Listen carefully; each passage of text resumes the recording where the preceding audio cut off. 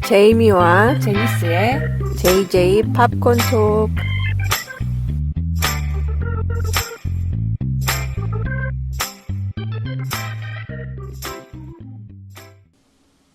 안녕하세요, 제이미 씨. 안녕하세요, 제니스 씨. 네, 이제 날이 완전히 더워져서 이거 아주 너무 좋습니다. 심하군요. 네. 좋아요. 좋아. 밖에 우리 나가서 놀아야 돼. 예. 우리 동네는 어저께 화씨로 90도를 찍었어요. 아, 그럼 한국 날씨로는 거의 여름 날씨인데요. 네, 한여름 날씨인데 네. 느닷없이 그냥 90도를 찍어가지고 네. 그 가만히 있다가 왜 이렇게 덥지 하고 체크를 했더니 90도라서 이제 아이고. 드디어 나가서 네. 놀기 좋은 계절이 시작되고, 우리 사람들도 백신을 많이 맞은 것 같아요. 그러게요. 예, 더 이상 뉴욕에서 마스크를 안 써도 된다. 백신을 만약에 다 맞았으면 그런 정책이 시작되고 있는데, 네. 누가 백신 맞았는지 어떻게 아냐고. 뭐 언어 시스템으로 한다 그러잖아요. 네. 본인의 양심에 맡겨가지고 한다는데 뭐 글쎄요. 근데 뭐 네. 백신 안 맞고선 마스크 안 하고 다녀봤자 본인만 손해니까 그건 알아서들 해야 되겠죠. 오히려 백신을 맞은 사람들은 알아서 마스크 나 계속 쓸래 이러는 분위기인 것 같아요. 저도 계속 쓰고 있어요. 네. 뭐 보면은 안 쓴 사람도 있긴 한데 뭐 아직까지는 내가 레디가 안 됐어.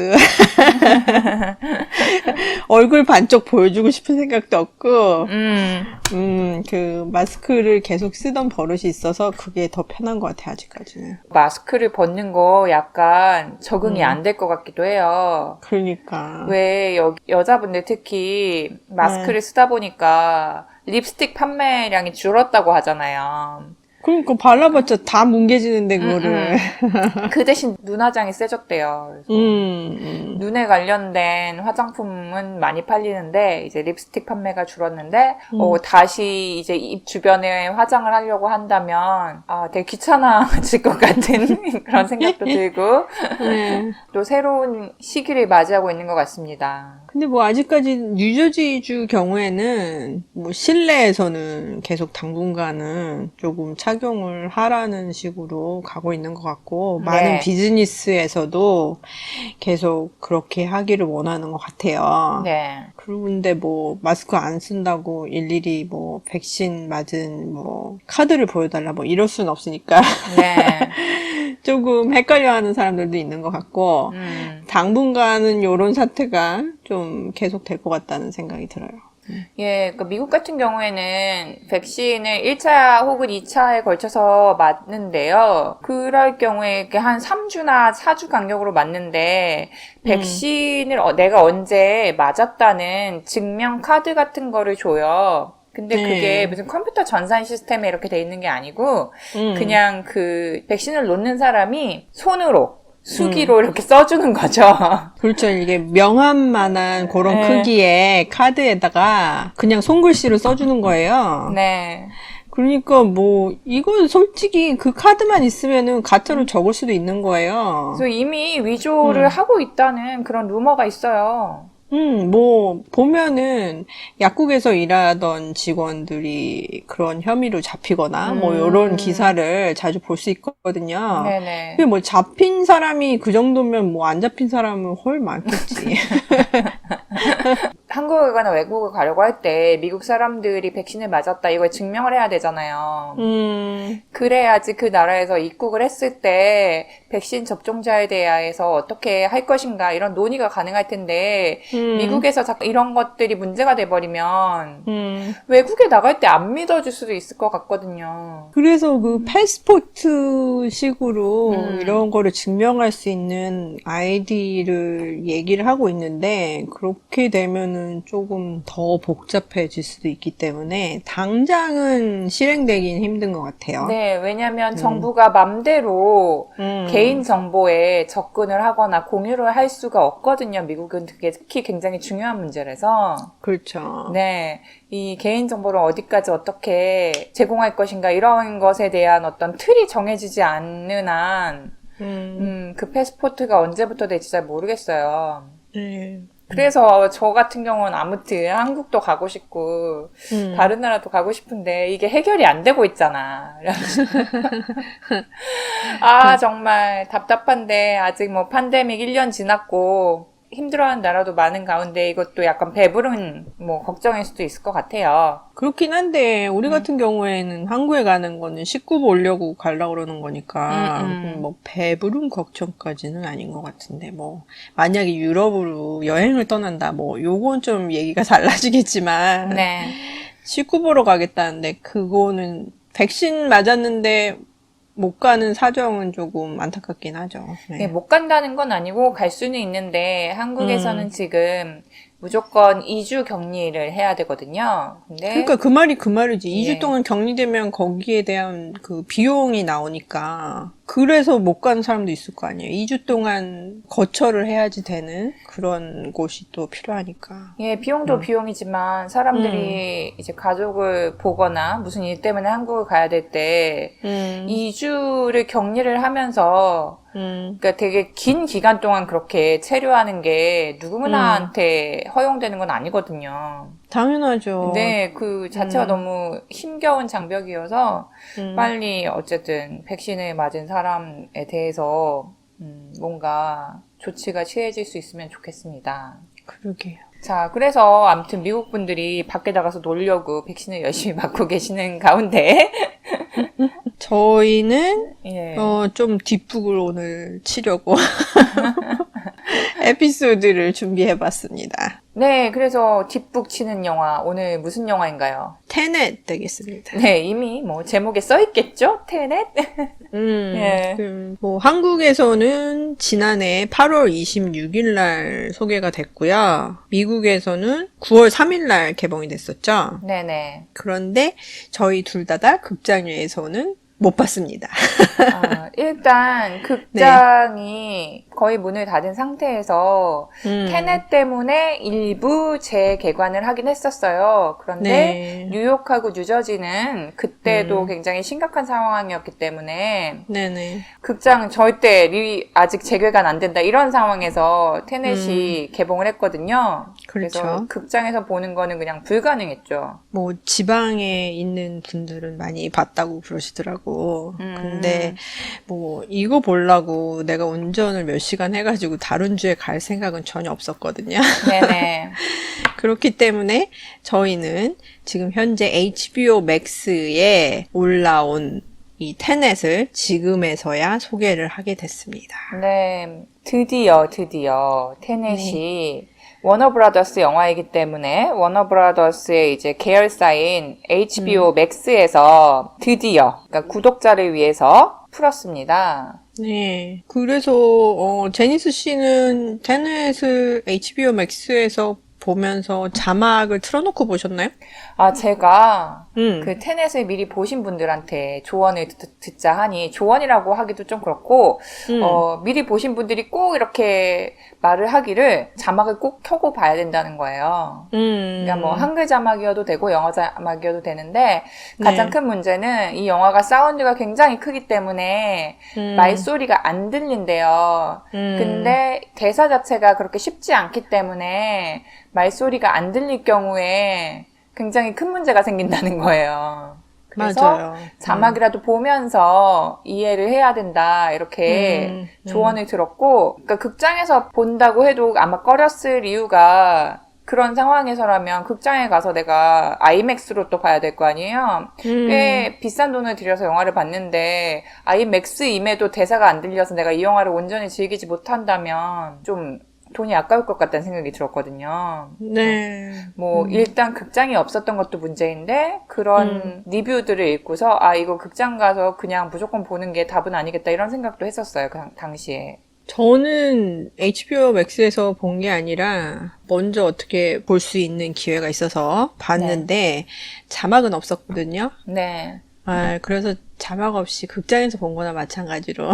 네. 하지만 극장에 그 훌륭한 화면이나 그런 사운드 시스템은 없이 집에서 그러면은 굉장히 좀 힘들게 네. 보셨을 것 같은데요. 굉장히 열악하게 봤습니다. 예. 예. 그래서 그렇게 볼 영화는 절대로 아니라는 것을. 예. 이 영화는 그렇게 볼 경우에는 그 시각 효과나 사운드나 이런 거에 대해서 너무 한계가 많이 생기기 때문에 근데 이 영화의 주된 네. 포인트가 그런 부분에 있거든요. 그러니까 상대적으로 내용도 네. 내용이지만 그래서 그렇게 볼 경우 제가 왜냐면은 이 영화를 저희 그 돌비 시스템을 이용해서 보기도 하고 노트북으로도 봤는데 노트북으로 봤을 때는 굉장히 영화가 지루하다는 인상을 받았어요.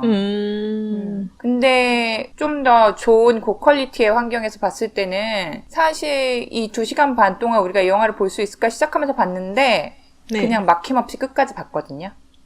멈출 수가 없더라고요. 예. 그런데 약간 노트북에서 보는 거는 감상이 달랐습니다. 그러면은 간단하게 줄거리 먼저 좀 소개를 하고 얘기를 계속해볼까요? 아니, 이 영화 줄거리 말씀해 주실 수 있으실 것 같아요? 예. 그냥 뭐 좋은 시스템으로 보신 분이 한번 간단하게 얘기를 해주세요. 저는 이 영화의 줄거리를 말하는 것이 시스템의 문제가 아니고 줄거리 얘기하긴 조금 무리가 있었어요.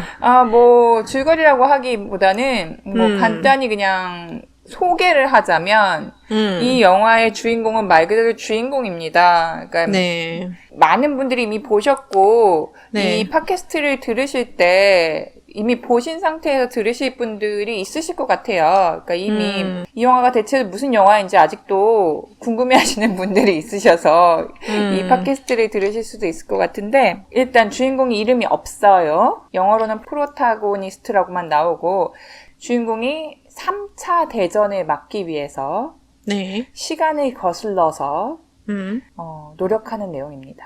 네. 예. 뭐 그 정도로 얘기를 하는 게 제일 적합할 것 같아요. 네네. 그리고 뭐 더 자세하게 들어가 봤자 우리가 뭐 물리학자도 아니고 네. 우리 과학자 아니거든요. 그러니까 그냥 영화로서만 얘기를 해볼게요, 오늘은. 네네. 더 자세한 내용들은 뭐 유튜브에 찾아보시면은 과학자들이랑 같이 리뷰를 하신 분도 있고 네. 엄청 다양하게 분석을 해놓은 그런 동영상들이 많거든요. 네. 그래서 그런 거를 찾아보시기를 원하고 저희는 오로지 영화로서만 얘기를 하겠습니다. 네네. 자, 그러면은 이 테넷이라는 영화는 크리스토퍼 놀란이 감독을 했잖아요, 쓰고. 네네. 역시 이 놀란은 돈을 많이 들이고 그러니까 리얼하게 보이는 것을 좋아하는 사람이기 때문에 이 엄청나게 버짓을 많이 썼더라고요. 그래서 네, 그냥 뭐 느껴집니다, 보면서.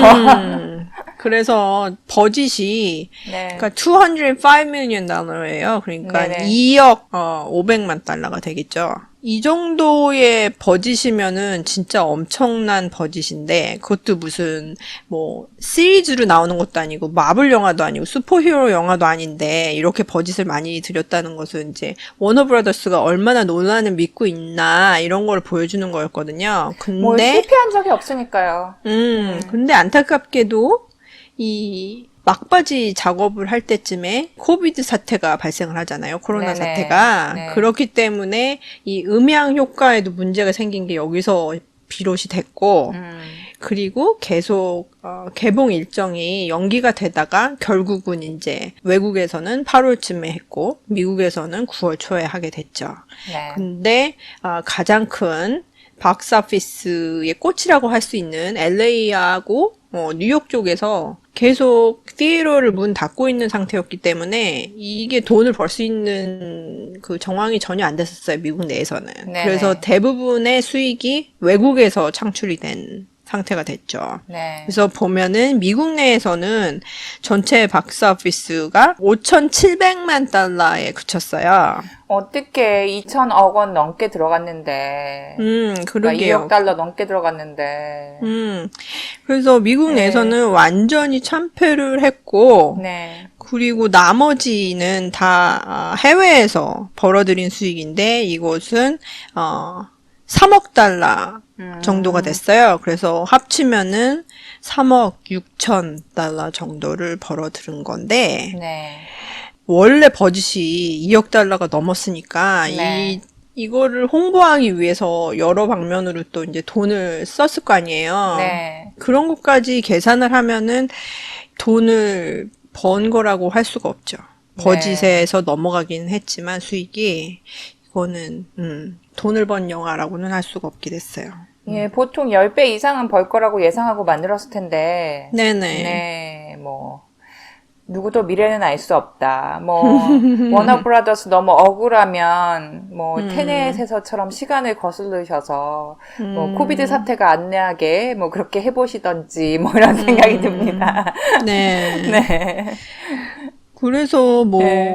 사람들이 뭐 이 영화를 보면서 조금 어렵다는 얘기가 조금씩 나오기 시작을 하면서 네. 그러면 어쩌면은 이 영화는 뭐 잘 만들었기 때문에 영화제 쪽에서 또 좋은 결과를 낼 수도 있겠다 뭐 이런 얘기가 잠깐 나오긴 했었는데 결과적으로는 영화제 쪽에서도 좋은 성과를 못 냈어요. 네. 그래서 아카데미 시상식에서는 시각효과상을 수상하는데 그쳤고 네. 또 베프타죠. 영국 아카데미 시상식이라고 할 수 있는 그 네. 상에서도 특수 시각 효과상을 받는데 그쳤고 네. 크리틱스 초이스 어워드에서도 역시 시각 효과상. 그러니까 그 정도에서만 끝이 났거든요. 네네. 그래서 말하자면 돈도 못 벌고 평론가들로부터 인정도 못 받은 그런 네. 영화가 된 셈이 됐죠. 보통 논란 영화가 촬영하고 음악 효과 그리고 기술 부분에 있어서는 좀 네네. 인정을 받는 부분이 있는데 요번에는 네. 촬영도 인상적이지 못한 결과를 남겼고요. 그 음악 같은 경우에는 특히 블랙팬서로 상 받은 루드빅 고란손이 음악을 했거든요. 네. 이 정도 음악이면 당연히 음악상 후보로 올라가줬어야 되는데 그 정도의 그 위세도 떨치지 못했어요. 근데 솔직히 이 영화 보고 나면은 음악 때문에 뭐가 들리지를 않으니까 네. 무슨 상을 주고 싶은 생각이 전혀 없지. 근데 대사가 그러니까 들려야 되지, 대사가. 이해가 안 가는 부분이 네. 음악 좋고 뭐 음향 신경 써야 되고 이거 알겠는데 대사가 굉장히 정보 위주거든요. 그러니까 대사를 놓치면 영화를 보면 알겠지만 굉장히 영화가 정보를 많이 주는 스타일의 영화가 아니에요. 그러니까 뭐 차근차근 설명을 하면서 관객과 이렇게 소통을 하면서 가는 영화가 아니거든요. 그래서 관객들이 되게 집중을 하고 정보를 모아야지만 결과에 도달했을 때 아하 뭐 이렇게 될 수도 있는데 그 정보를 주는 가장 제일 소스가 대사거든요. 네. 근데 대사가 안 들려. 어쩌라고? 그리고 네. 이게 정보 위주의 대사로 돼 있기 때문에 네. 캐릭터를 설명을 하는 그런 내용은 별로 없어요. 네, 맞아요. 네, 그래서 뭐 인간적으로 공감을 할 수 있는 그런 기회를 주지를 않고, 네. 그리고 뭐 캐릭터에 대한 우리가 이제 좀 몰빵을 할 수 있는 그럴 만한 캐릭터를 찾지도 못하겠고, 덕분에 무슨 결론이 났다고는 그러는데, 내가 개운한 면도 없어. 뭔가가 해결이 됐다 그러는데, 네. 나는 무슨 카타르시스를 느끼는 것도 아니고, 뭐, 아니, 그럼 드디어 끝난 거야? 막 이런 식으로 되는 거지. 이게 2시간 반짜리잖아, 영화가. 네네. 집에서 보는데 너무 엉덩이 아픈 거야. 그러니까 집중하기가 힘드니까 이게 재미도 없고, 캐릭터가 뭐 정가는 캐릭터도 없고, 그래서 진짜 힘들었습니다, 저는 보기. 저는 약간 좀 다른 입장인데요. 논란 영화 중에 조금 실험적이라는 생각이 드는데, 나중에 논란의 인터뷰를 보고 좀 이해를 했는데, 논란은 현재 진행형으로만 가는 영화를 만들고 싶었다고 해요. 문장이 있으면, 그러니까 과거나 미래나 이게 아니고 현재형으로만 끝나는 이야기라고 해야 될까요? 그래서, 그런 효과를 어떻게 가져가냐면, 그냥 닥치는 대로 계속 우리가 보게 되는 거죠. 우리가 어떤 현실을 경험할 때 미래에 이런 일이 일어날 거야를 갖고서 움직이는 건 아니잖아요. 그러니까 그냥 그 순간에 맞닥뜨리게 되는 거잖아요. 그러니까 그런 느낌을 주려고 이렇게 정보 하나 없이 관객들을 내가 끌고 갈 테니 잘 쫓아오도록 하여라. 뭐 이런 식으로 가는 스타일이라는 생각이 드는데, 그러니까 제이미 씨는 되게 버티기가 힘드셨다고 하는데, 사실 저는 이 영화가 대체 그 다음 컷이 어떻게 될까 이렇게 좀 기대하면서, 그러니까 기대라는 게 막 설레는 기분 이런 건 아니고, 대체 이 영화가 어디로 흘러가고 있는 거야? 라고 구경하는 재미는 있었어요. 근데 그거를 감상이 아니고 구경의 차원이라고 생각을 해야 될 것 같아요. 대체 이 이야기는 어디로 펼쳐지고 있는 것인가? 뭐 약간 이런. 그 이야기 흐름에 흥미가 있었던 거예요? 아니면 화면이 재밌어서 그랬던 거예요? 아니요, 그냥 그래서 실험적이라고 하는 건데, 그것을 느낄 새도 없이 그냥 영화가 전개가 되어버린다는 거죠. 그래서 얘가 대체 여기에 어떻게 온 거야? 이런 것을 생각하는 건 좀 나중에, 근데 쟤는 저기 어떻게 간 거지? 이게 어떻게 된 거지? 그건 좀 나중에 벌어진 일이고, 인식상에서 일단은 영화가 갑자기 확 넘어가잖아요. 그리고 알 수 없는 그런 상황들을 계속 주인공도 잘 모르는 채로 마주치게 되잖아요. 그래서 그것을 같이 그냥 실시간으로 경험을 하고 있는 느낌? 그런 것들은 좀 있었다는 생각이 들어요. 영화가 좀 이렇게 중간중간 떡밥 같은 거를 던지는데, 예를 들면 미래에 일어날 일이 이미 현재에 일어나 있어서 이건 갑자기 왜 튀어나왔지? 아니면 인물들이 미래에 일어날 일을 미리 말을 해놓고 나중에 또 그 일이 벌어진다던가 뭐 이런 식으로 진행이 되기 때문에 좀 이 기억을 굉장히 많이 하면서 가야 되는 그런 측면이 있어요. 뭐 좀 관찰을 많이 해놔야 돼요, 영화에 대해서. 근데 그거를 분석을 해야 되는 게 아니고 시각적으로 자동차의 사이드미러는 왜 먼저 깨어져 있는 걸까? 뭐 이런 거를 순간적으로 관찰했는데 그게 나중에 알고 보니 이 일과 연관이 된다든지 뭐 그런 식의 좀 구조적인 재미는 있었던 것 같아요. 저는 그런 재미를 전혀 느끼지 못했습니다. 그러셨어요. 왜냐하면 대사의 대부분을 제대로 못 들었기 때문에. 그래서 대략적으로 어떻게 흘러가고 있다는 느낌은 받았는데 자세한 내용은 알기가 너무 힘들었었어요. 네. 그래서 무조건 뭐 나중에라도 보실 분이 계시다면은 자막 없이는 보실 생각을 전혀 하지 마십시오. 자막이 있어야 됩니다. 네. 저는 다시 이 영화를 자막을 켜고 볼 생각을 했었지만 그 2시간 반을 또 보내야 된다는 생각을 하니까 차라리 따로 공부를 하고 말지 이런 생각을 해서 이 영화를 뭐 분석해 놓은 여러 가지 뭐 자료들을 찾아서 공부하는 걸로 대신을 했거든요. 네. 그래서 이 영화를 다시 보는 거는 제가 죽을 때까지는 없을 만한 그런 일이 아닐까 하는 생각이 들어요. 그래서 오히려 이 영화는 처음에 봤을 때 그 느낌이 저는 더 중요하다고 생각을 하거든요. 그러니까 자막이 안 주어진다는 건 굉장히 안타까운 일이에요. 왜냐면 자막이라도 있으면 그 감독이 원하는 영화적 효과를 관객들이 그나마 느낄 수 있을 텐데 극장에서 자막이 없이 대체 무슨 일인지 대사를 쫓아가야 했다면 그 영화적 체험은 반드시 반감이 될 수밖에 없다고 생각하고 그 때문에 사람들이 내가 이 영화를 이해 못했기 때문에 재미가 없는 것이다라고 생각을 한다면 굉장히 안타까운 일이라고 생각을 해요. 왜냐하면 이 감독이 하고자 하는 거는 물리학적인 어떤 이론을 영화적으로 설명하기 위해서 하고 있는 게 아니거든요. 그거는 이 감독이 원하는 그림을 만들어내기 위한 이야기의 백업일 뿐이지. 그러니까 예를 들면은 비행기를 가져와서 충돌을 시켜야 돼. 그럼 이것을 위한 세팅을 어떻게 해야 될 것인가. 그리고 시간이 한쪽은 순탄하게 가고 한쪽은 역주행을 하는데 이 두 개가 만났을 때 어떤 액션을 만들어낼 것인가 이거에 대해서 고민하는 사람이지 솔직히 물리학에 대해서 고민하는 사람은 아니거든요. 그런 시각적인 재미를 주기 위해서 이 이야기를 끌고 들어온 것인데 우리가 너무 물리학 쪽으로 가버리면 궤도 이탈이랄까? 영화가 약간 영화로 안 되는 안타까운 마음이 좀 들어요. 그렇다고 해서 근데 이 영화가 논란의 이전 영화에 비해서 뛰어나다? 뭐 이런 거는 아니지만 너무 막 이해를 하기 위해서 내가 물리학을 잘 몰라서 그런가? 머리를 극적극적? 이거는 좀 너무 오바인 것 같다는 생각이 저는 들더라고요. 뭐 저는 그런 식으로까지 생각을 하지 않았고요. 제가 뭐 100% 대사를 듣지는 못했지만 대략적으로 흐름은 다 파악을 했고 나중에 다시 추가로 공부를 해보면서 확인을 공부하셨군요. 이거는 공부예요. 완전 공부였어요, 이번에는. 공부를 하면서 확인을 해보니까 제가 생각했던 게 다 맞았어요. 그러니까 이해를 하는 데는 큰 어려움은 없었지만 대사가 제대로 안 들림에 따라서 이 몰입도가 점점 낮아진다 이거지.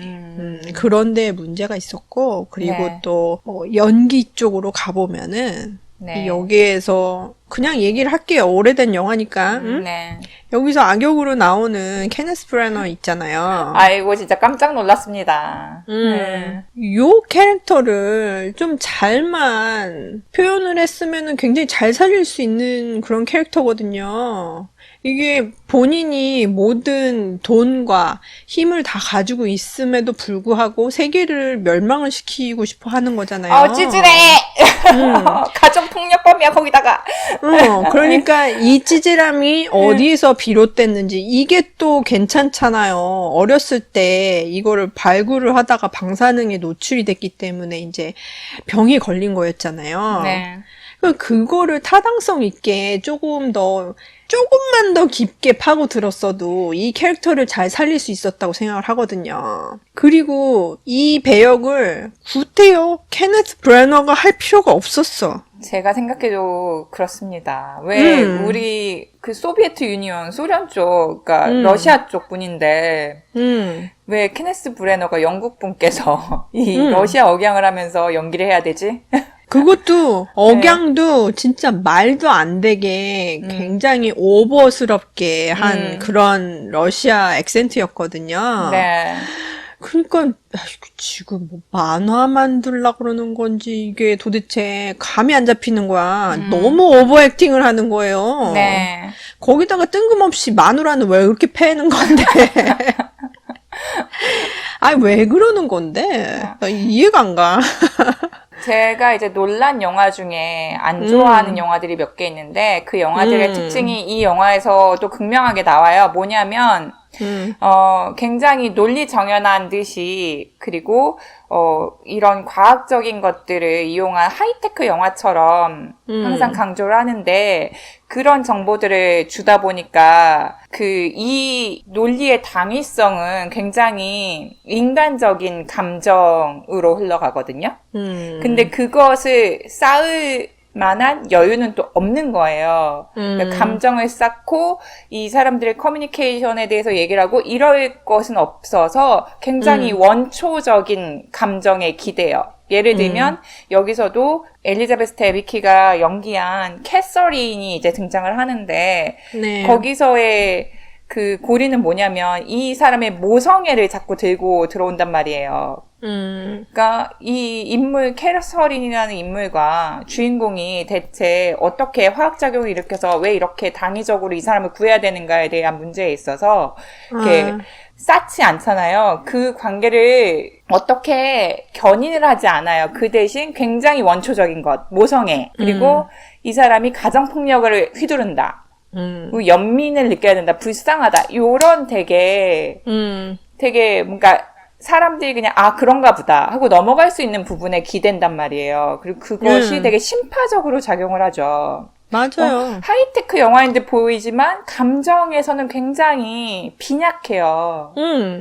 그래서 이 논란 영화가 문제가 시작되는 거죠. 보통 보면. 그러니까 나도 영화 보면서 이 주인공이 그 여자 주인공 캣을 살리기 위해서 그렇게 너무 노력을 하는 거야. 그래서 아니 언제부터 그렇게 좋아져가지고 그렇게 목숨 내걸고 난리를 치는지 이해가 안 가는 거지 나는. 네네. 그래서 그게 끝까지 가잖아요. 영화 끝까지 가고 네네. 나중에 또 끝에는 또 반전이 있는데 그러면 또 둘이서 어떻게 또 이제 역사가 계속 된다는 얘기가 되잖아요. 네네. 그러니까 이제 뭐 아들하고도 연결이 되고 막 이러는데 이거는 뭐 난데없이 응? 서로 어울리지도 않고 네. 응? 하여간 맞는 부분이 하나도 없어 보였거든요. 저는 이건 네. 뭐 단순히 그냥 외관상으로 봤을 때 키 차이가 너무 낮다. 여기부터 시작을 해서 하나부터 열까지 어울리는 게 하나도 없었거든요. 네. 그래서 그런 캐스팅을 한 것도 조금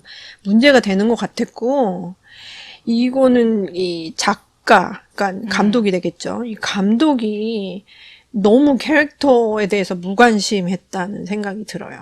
예. 그나마 여자 캐릭터한테 큰 역할 준 거예요.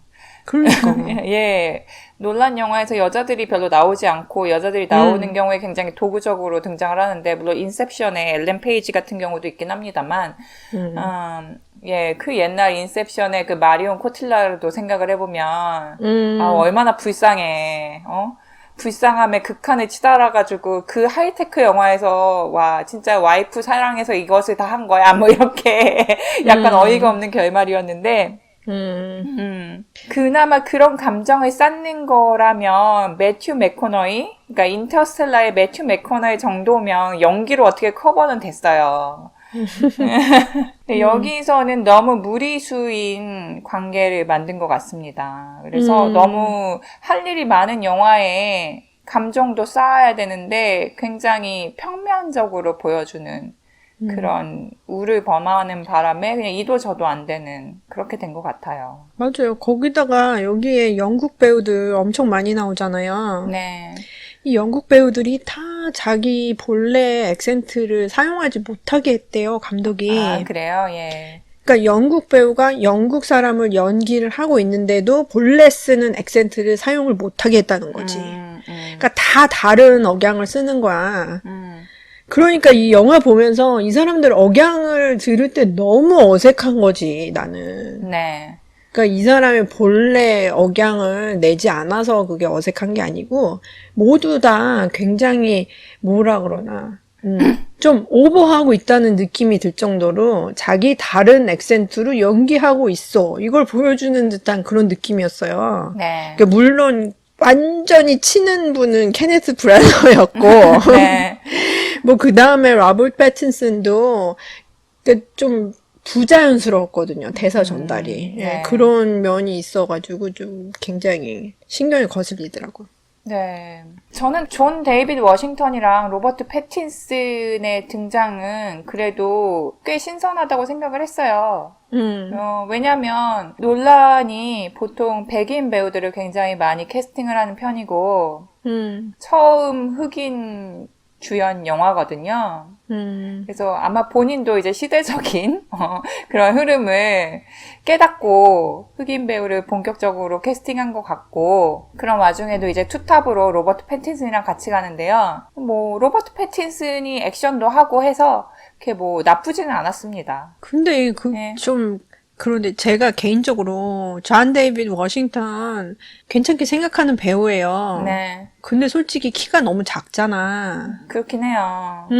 근데 이 상대 여자 배우가 반대로 키가 엄청 큰 배우잖아요. 네. 그냥 보통 남자 배우들보다 훨씬 더 크잖아요. 웬만하면은 다 크죠. 그런데 또 존 데이비드 워싱턴은 보통 배우보다 키가 작은 편이잖아요. 네. 그러니까 같이 섰을 때 키 차이가 일단 나니까 이게 분위기가 안 잡히고, 그리고 투톱으로 나오는 로버트 패틴슨 경우에도 키가 큰 편이거든요. 그러니까 네. 존 데이비드 워싱턴이 주인공인데도 불구하고 좀 밀리는 듯한 그런 느낌을 계속 받아왔어요. 영화 내내 보면서. 네. 이게 뭐 연기로서 커버할 수 있는 분야가 있긴 하지만 일단 이 피지컬한 면에서 영화는 일단 보는 거기 때문에 그런 데서 주는 느낌도 무시할 수는 없거든요. 그래서 왠지 이 사람이 주인공인데 그런데도 불구하고 뭔가가 밀리는 듯한 그런 느낌이 시종일관 들어서 좀 그것도 별로였습니다. 뭐 저는 그 키 차이는 굉장히 흥미로운 실험이었다고 생각을 하는데 뭐 그런 식의 게임 오브 스론 같은 경우에도 보면 남자가 작고 여자가 크고 뭐 이런 경우도 나오고 그래서 뭐 이런 식의 뭐 그냥 스테레오타이핑을 뛰어넘는 거는 그렇게 큰 거부감은 없는데요. 단지 엘리자베스 데비키가 키가 크고 피지컬이 좋잖아요. 몸이 좋잖아요. 아, 멋있죠. 예, 그런 사람이 그런 되게 신파적인 캐릭터가 돼서 케네스 브래너한테 밀린다? 이런 게 솔직히 저는 납득이 안 가더라고요. 아, 그것도 좀 웃기잖아요. 예. 키 작은 남자가 아각거리면서 두들겨 예. 패는 게 너무 웃긴 예, 거예요. 그러니까 이 가정폭력남한테 그대로 가정폭력을 당하고 있다는 설정 자체가 이해가 안 됐어요. 그 괜히 막 키 큰 나무에 뭐 폴짝폴짝 뛰면서 뭐 꺼내려고 그러는 꼬마애 같기도 하고 막 느낌이 나무에 붙어있는 매미 뭐 이런 느낌도 있고 그 너무 웃긴 거지. 네. 분위기가 안 살아. 네. 그래서 악당을 너무 되게 고전적으로 만들었다고 해야 될까요? 좀 되게 별로. 그러니까 너무 찌질해가지고 그런데다가 물리학자고 물리학에 대해서 잘 알고 있고 뭐 이제 평행우주 이런 걸로 기계를 만들고 뭐 이런 건 알겠는데 솔직히 저희가 요즘에 알고리즘 이런 거 들으면 컴퓨터적인 걸로 생각을 하지 그렇게 어떤 물체의 모습을 띠고 있는 그래서 그거를 찾기 위해 어딘가를 가야 하는 그런 아날로그적으로 생각을 하기는 좀 그렇거든요. 예. 그래서 오히려 이 감독이 물리학을 좋아하는 건 알겠는데 너무 물리학만 모르는 바보가 아닌가. 세상에는 컴퓨터 세계도 있고 가상현실도 있고 그렇게 지금 뭐 줌으로 모든 게 다 되는 세계에서 줌으로 우리가 대화를 하고 컴퓨터로 뭔가를 다 하고 있는 상황에서 이게 현재인지 미래인지도 모르겠지만 이렇게 군대를 동원하고 이렇게 물리적으로 시간을 역행해서 이렇게 힘겹게 아날로그적으로만 움직여야 하는 것인가 컴퓨터가 개입할 여지는 어디에도 없는 것인가 뭐 이런 생각이 저는 들었거든요. 이 영화를 보면서. 그래서 놀란 선생님 좀 시나리오 쓰실 때 컴퓨터 사이언스 학자도 한 명 추가하실 필요가 있다. 뭐 이런 생각이 들었어요. 저는 솔직히 영화를 보고 나서 또 그렇고 이거를 내가 생각한 게 맞는지 확인을 하고 나서도 그렇고 결론적으로 느낀 게 그거예요. 구태여. 이렇게까지?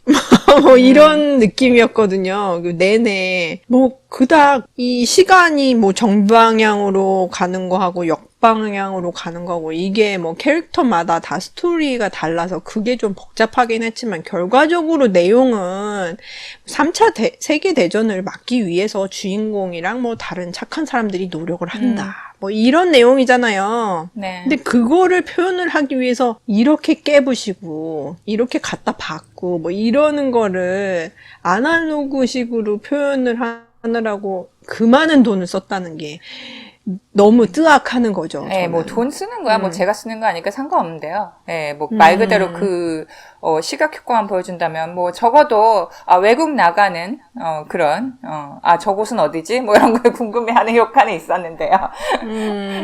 근데 저는 이 영화를 보고 가장 크게 느꼈던 거는 처음에 저의 첫 감상은 이랬어요. 이거 기승전 존 코너인데? 뭐 이런 생각을 했는데. 맞아, 맞아. 네, 존 코너가 누구냐면 혹시 모르는 분들을 위해서 터미네이터에서 나오는 미래에 인류가 멸망하는 그런 전쟁을 막기 위해서 미래에서 과거로 터미네이터를 보내는 분이죠. 네. 네, 미래 세계의 리더인데 네, 터미네이터라는 영화 시리즈에서 가장 네. 중요한 캐릭터 중에 하나인데, 네. 요 캐릭터도 생각이 났었고, 또 터미네이터 1편에서 나왔던 카일 리스라는 캐릭터 있잖아요. 네네. 요 캐릭터가 또 이 영화에서는 닐이라는 캐릭터하고 굉장히 많이 겹쳐 보여요. 그렇죠. 그래서 그런 생각도 하고 그랬는데 터미네이터는 재밌기라도 했잖아. 그거나 이거나 말 안 되는 건 마찬가지야. 뭐 물리를 적용을 했다고 그래도 말이 안 되는 거는 마찬가지예요. 영화가 굳이 뭐 이렇게 말이 될 필요는 없어요. 그럼 좋아. 말 안 돼도 상관없어. 그럼 얘기라도 재밌어야 될 거 아니야. 응? 난 얘기가 재미없었고 거기다가 얘기 재미없으면 캐릭터라도 정가는 애가 있어야 되잖아요. 그것도 없지. 그래가지고 너무 실망스러웠던 거지. 그래서 저는 이 터미네이터의 세계관에서 이렇게 크게 벗어나지 않은 2020년에 나왔지만 2021년에 보면서 감독님 좀 공부를 좀 더 하셔야겠다 이제. 그러니까 피직스를 공부하라는 게 아니고 본인은 이게 굉장히 혁신적이고 감각적인 얘기라고 할 수 있겠지만 보는 사람 입장에서는 이게 이해가 안 돼서 이 영화를 재미없게 보는 게 아니고 오히려 좀 너무 올드해서 재미없게 보는 부분이 있다는 것을 누군가 얘기를 해줘야 해. 맞아. 아니, 그러니까 결과적으로는 감독 혼자서 본인이 즐거워서 쓰고 만든 영화 뭐 요렇게밖에 볼 수가 없는 것 같아요. 새로운 피가 수혈이 돼야 해. 놀란 월드에. 이거 너무 캐릭터들도 너무 올드해가지고 진짜 봐줄 수가 없어. 그러니까 본인은 이제 첩보 영화를 만들고 싶었다고 하죠. 그러니까 자기가 보고 자란 그 007 같은 스파이물 이런 것들에서 영감을 받아서 이런 영화를 만들고 싶었다고 하는데 이제 거기에 이제 자신이 좋아하는 물리학적인 개념을 갖고 온 건데 우리가 제임스 본드 영화를 왜 지금까지도 이렇게 열심히 보고 있을까요? 똑같은 스토리가 계속 반복되는데 감독님. 네. 그러게요. 네. 그거를 분석을 하셨어야지. 캐릭터가 이렇게 몇십 년 동안 살아남을 수 있었던 이유를 분석을 했어야지. 본인이 개인적으로 재미있게 봤었던 기억을 살려서 이 영화에 적용을 했다고 그러는 게 뭐가 소용이 있냐 이거지. 수십 년 동안 제임스 본드를 사람들이 좋아한 이유를 분석하는 게 제 우선이었다는 생각이 드네요. 네. 저는 영화를 보면서 물론 영화를 더 뭔가 사이드 이펙트로 재미있게 보기 위해서 뭐 다른 과학 이론이라든가 아니면 다른 뭐 서사 세계라든가 아니면 다른 뭐 고전이라든가 이런 거에 대해서 사람들이 더 세계를 확장시킬 수는 있다고 생각을 해요. 하지만 영화가 영화 자체로 내적 설득력이 있어야 되거든요. 그러니까 내적 설득을 못해서 내가 이 영화를 이해하기 위해서 물리학을 공부해야 되나? 이렇게 생각하는 거는 진짜 아니라고 생각해요. 네. 맞아요. 아무튼 촬영에 대해서는 참 또 요란한 뒷얘기들이 많이 있었습니다. 아, 그래요? 네. 뭐, 돈이 많이 들어갔으니까요. 뭐, 그냥 보기만 해도 되게, 뭐랄까요. 부티 나잖아요. 그리고 부자들의 얘기이기 때문에 굉장히 고급스러운 데가 많이 등장을 하죠. 근데 저 정말 거기, 전 데이비드 워싱턴이랑 엘리자베스 데비키가 만나는 이탈리아의 아말피 해변 이런 데는 좀 가보고 싶어지던데. 지금은 어떤 상황인지 모르겠어요.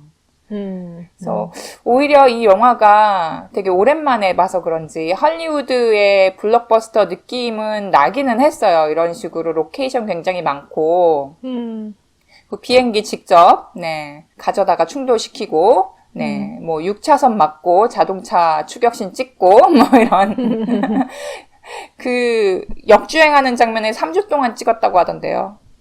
대단해. 앞으로도 이렇게 영화를 촬영할 수 있을까? 잘 모르겠어요, 솔직히. 저는 조금 힘들어지지 않았나 하는 생각이 들거든요. 이거 버짓이 2억이었는데 3억 6천을 버는 거잖아요. 네.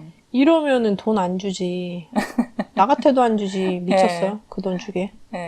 그리고 이 사람이 이렇게 극장에서 무리하게 팬데믹이 막 기승을 부리던 시기에 개봉을 하겠다고 우겼기 때문에 나머지 워너브라더스 영화들이 HBO 맥스에서 동시 개봉하겠다는 그런 결정이 내려진 데 큰 영향이 있었던 것도 사실이거든요. 네네. 그래서 그 결정이 난 다음에 뭐 영화사 측이나 아니면은 뭐 모 회사인 AT&T에서는 어떻게 생각을 할지 몰라도 이 워너브라더스랑 같이 일을 했던 배우들이나 작가, 감독들은 굉장히 불만이 많아졌어요. 네. 그래서 결국은 최근에는 여기 AT&T 측에서 이 영화 관련된 그런 분야를 더 이상은 자기네가 관여를 안 하겠다고 결정을 하고 지금 워너브라더스하고 디스커버리 쪽이 이제 그러니까 합병이 되는 식으로 되고 있거든요. 네, 그렇죠. 그래서 지금 현재 CEO를 맡고 있던 이 워너브라더스를 스트리밍이랑 동시에 소개를 하겠다고 결정을 했던 그 CEO가 그냥 잘려버린 상태가 된 거죠. 네. 이 사람한테 전혀 통보 없이 그걸 다 결정을 한 다음에 한 하루인가 이틀 전에 그 소식을 들었다고 그러더라고요. 그 네. 최고 경영자잖아요. CEO면은. 네. 전혀 그런 식으로 딜이 되고 있는지를 모르고 있다가 어머, 어떡해. 예, 그냥 직책을 잃게 된 거죠, 지금. 네. 그래서 그런 결정이 난 것도 다 어떻게 보면 이 크리스토퍼 놀란 감독에서부터 비롯이 됐다. 뭐 이렇게 저는 보고 있어요. 뭐 그것까지는 잘 모르겠고요. 워너브라더스가 하도 계속 회사가 바뀌고 합병하고 이러면서 뭐 내적인 문제들이 좀 있었던 것 같아요. 예.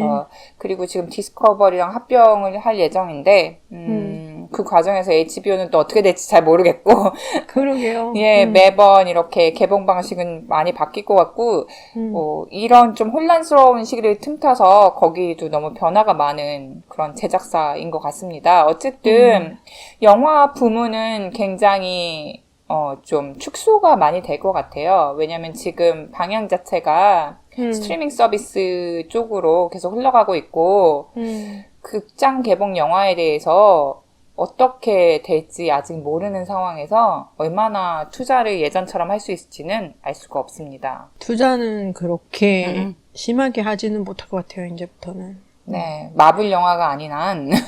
네. 디즈니를 제외하고는 나머지 영화사 측에서는 이런 식으로 대작을 만드는 일을 그렇게 자주 보기는 쉽지 않을 것 같아요. 네. 자, 그러면은 우리 끝내기 전에 네. 크리스토퍼 놀란이 시간 흐름에 대해서 굉장히 관심이 많기 때문에 과거 영화에서도 그런 식으로 시간적 흐름에 대해서 이제 리니어하게 가지 않게 만든 영화들이 있잖아요. 네. 그래서 그런 거 중에서 개인적으로 좋아하는 영화가 있으셨어요? 시간이 리니어하게 가지 않게 흐르는 영화가 몇 개가 있었는데 그 중에는 메멘토도 있고 인터스텔라도 있고 인셉션, 덩커크 이 정도의 작품들이 있었는데 저는 개인적으로 메멘토를 제일 좋아하거든요. 이 놀란 감독이 만든 것 중에서는. 네, 혹시 메멘토가 나왔을 때 엄청나게 충격적이었던 걸로 기억을 합니다. 네네. 가이 피어스가 온몸에 문신을 새기고 끼어나는데 난 누군가 여긴 어딘가 약간 이런 모드로 시작을 하잖아요. 그리고 이제 나중에 문신의 그 출처들이 하나둘씩 밝혀지는데 일단 기본적으로 탐정물의 변형이라고 해야 될까요? 그런 장르를 가져온 거였고, 그러니까 시간의 역순이라는 것은 그냥 서사적인 구조에 있어서 약간 변형을 한 거였기 때문에 굉장히 재밌게 봤던 기억이 났습니다. 예, 저도 그 영화를 보면서 처음엔 헷갈리긴 했는데 금방 적응이 됐었거든요. 네. 그런 이유는 이 캐릭터가 탄탄했기 때문이라고 저는 생각이 들어요. 네네. 그래서 그런 면에서 메멘토가 좋았었고, 그리고 또 다른 영화로는 던커크를 또 재밌게 봤었거든요, 저는. 네. 그거 역시도 등장인물은 많았지만 결과적으로는 젊은이들이 전쟁 속에서 살아남기 위해서 하는 행동들에 이제 초점이 맞춰지니까 거기에 좀 공감을 할 수 있게 되잖아요. 그게 뭐 시간 순이 어떻게 되는지 그게 좀 헷갈리긴 했지만 그거보다는 캐릭터에 집중할 수 있는 영화라서 그런 면에서 제가 좋아했던 것 같거든요. 예, 덩커크 같은 경우에는 그런 논리적인 백업이 필요가 없는 영화였잖아요. 그러니까 논란의 영화 중에서 가장 심플한 영화일 거라고 생각이 드는데 그러니까 오히려 그렇기 때문에 전쟁이라는 상황에 대해서 시각적 효과를 다 집어넣을 수 있는 그래서 그 상황의 현실성만 강조하면 되는 그런 기본적인 세팅이 있었거든요. 네. 그래서 오히려 설득력이 있었어요.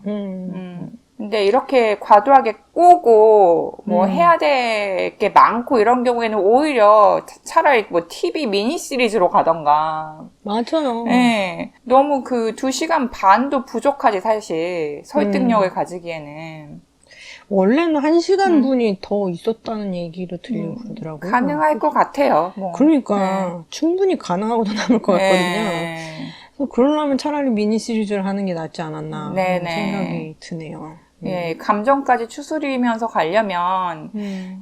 영화라는 형태는 이런 식의 서사에는 맞지 않는 것 같아요. 그래서 놀란 감독님 추후 계획이 어떻게 되실지 모르겠지만 네. 뭐 아이맥스 그만 이제 좀 지양하시고 예, 시간을 역주행하셔서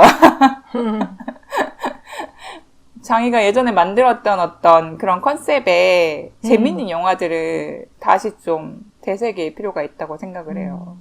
아니 저는 네. 액션도 컨셉이 크고 이제 프랙티컬한 액션 씬이라고 그러잖아요. 이게 특수 효과를 쓰지 않고 직접적으로 한 그런 장면들을 그런 거를 저는 솔직히 특수 효과를 쓴 것보다 좋아해요. 그리고 이 감독처럼 아이맥스 필름으로 꼭 촬영을 하겠다고 우기는 감독이 계속 나와야지 된다고 생각하는 것도 동감을 하거든요. 하지만 가장 중요한 건 영화에서는 캐릭터고 시나리오라고 생각을 하기 때문에 그런 면에서는 이 감독이 혼자서 다 할 생각은 하지 말아야 된다고 생각을 하거든요. 네. 그래서 라이팅에 문제가 있으니까 잘하는 사람한테 그냥 맡기면 좋겠어요. 뭐 한국에서 감독하시는 분도 아니고 여기는 버짓도 그렇게 많은데 잘 쓰는 사람 그냥 쓰면 되잖아. 왜 혼자서 다 하냐고. 뭐 본인이 지향하는 바가 있겠죠. 그러니까 영화적인 효과를 보여줄 수 있는 이야기를 많이 찾는 것 같아요.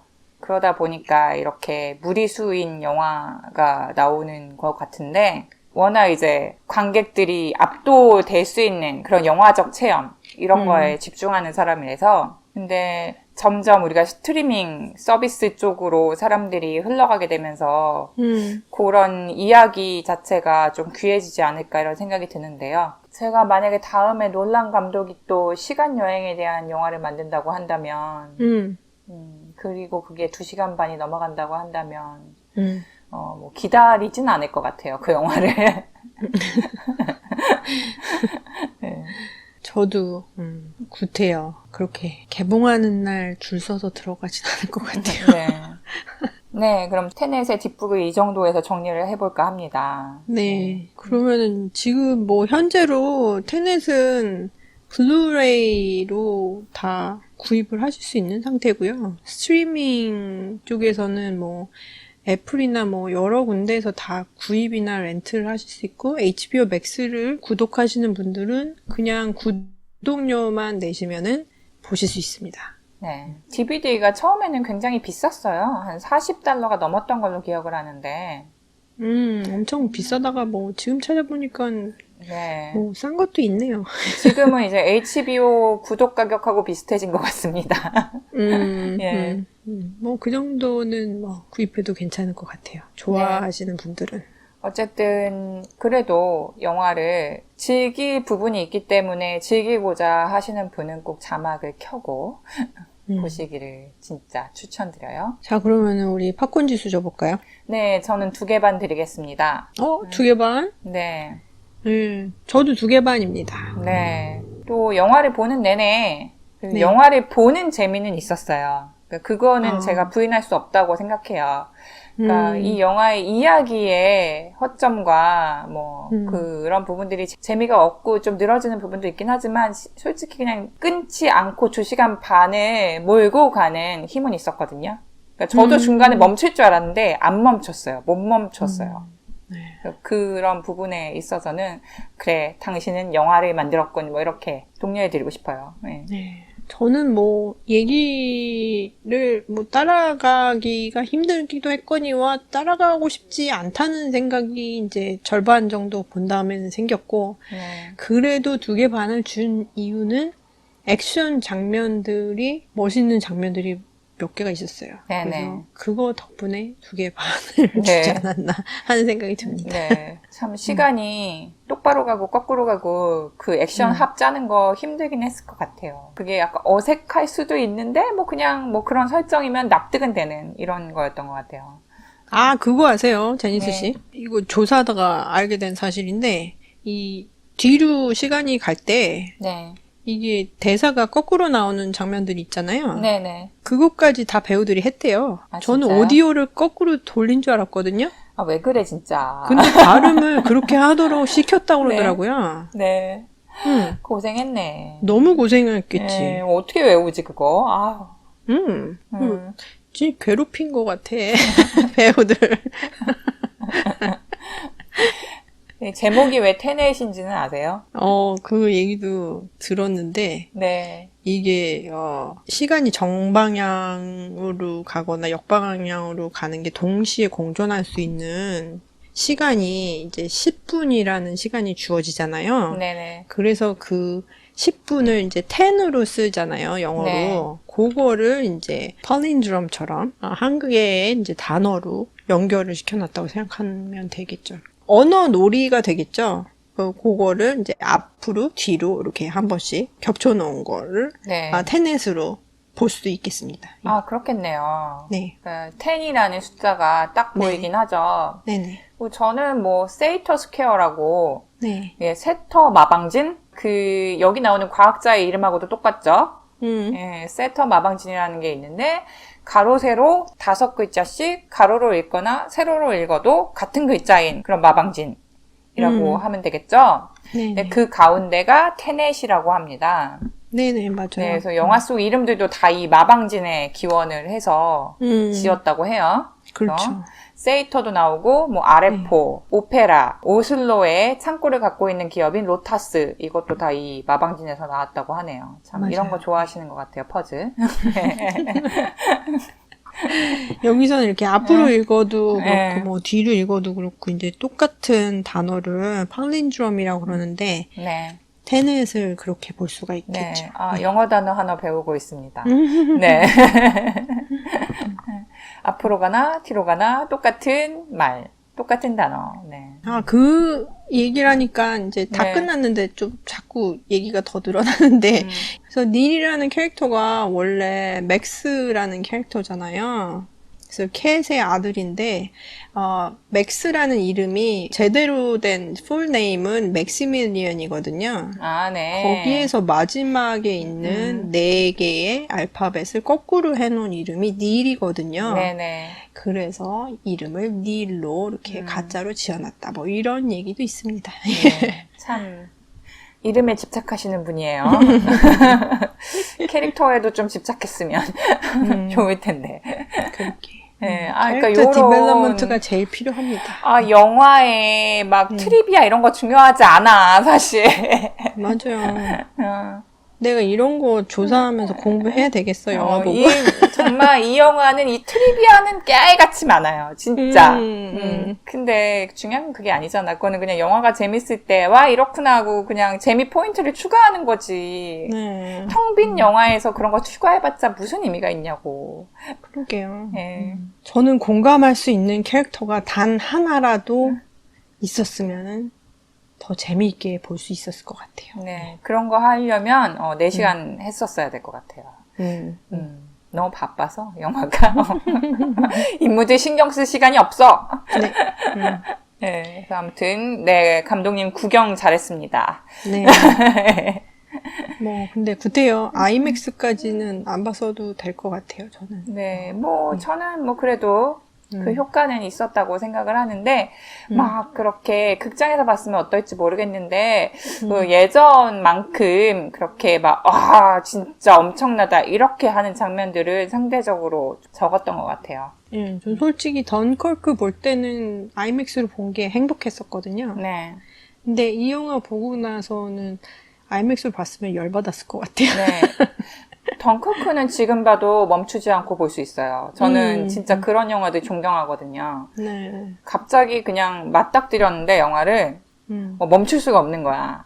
그건 진짜 잘 쓰고 잘 만든 영화라고 생각해요. 네. 저 일단 분위기 파악하기 쉬운 영화들을 좋아하는 것 같습니다. 네, 그러면 저희 테넷 뒷북 그럼 네. 이쯤에서 마무리해볼까요? 네. 네, 저희 뒷북을 들어주셔서 감사합니다. 네, 감사합니다. 혹시라도 테넷에 보고서 아 뭐야 이 영화 막 이렇게 짜증나 내가 바보야 뭐 이렇게 네. 화가 나신 채로 들으셨다면 당신은 바보가 아니에요. 괜찮습니다. 이거보다 열받은 사람 엄청 많거든요. 네. 그러니까 그냥 이 혼자가 영화가 아닙니다. 별로 재미가 없을 뿐이에요. 당신의 잘못이 아니야! 이렇게 말씀드리고 싶습니다. 우리가 이해를 잘 못한 게 아니에요. 예. 그냥 재미가 없었어요. 네. 그래서 저희는 이 뒷북을 왜 하고 싶었냐. 요런, 혼자가 아니다. 우리 잘못이 아니다. 요런 것들을 좀 찝어주고자 이렇게 네. 시간을 마련했네요. 자, 그러면 이런 저희 뒷북까지 들어주셔서 감사합니다. 감사합니다. 네. 건강하시고 즐거운 여름 되세요. 바이바이. 안녕.